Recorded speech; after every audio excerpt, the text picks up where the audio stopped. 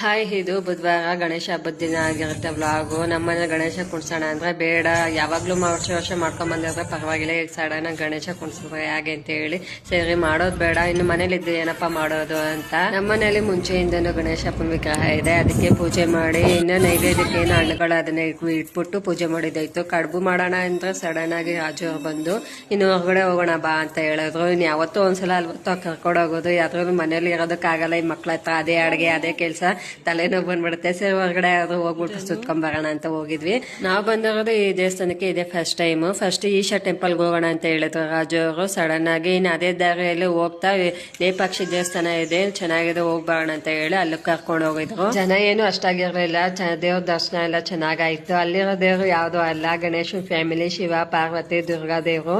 ಇಷ್ಟು ದೇವ್ರನ್ನ ದರ್ಶನ ಪಡ್ಕೊಂಡು ಇನ್ನು ಹೊರಗಡೆ ಬಂದ್ವಿ. ಹಾಗೆ ಇನ್ ಸ್ವಲ್ಪ ದೂರ ಬಂದ್ರೆ ಅಲ್ಲಿ ಬೆಟ್ಟ ಕಾಣಿಸುತ್ತೆ. ಬೆಟ್ಟದ ಮೇಲೆ ಸ್ವಲ್ಪ ಹೊತ್ತು ಅಲ್ಲಿ ಓಡಾಡಿ ಅಲ್ಲೇ ಸ್ವಲ್ಪ ಹೊತ್ತು ಕೂತ್ಕೊಂಡು ಇನ್ನು ಈಶಾ ಟೆಂಪಲ್ ಅಂತ ಹೊರಡ್ತಾ ಇದೀವಿ.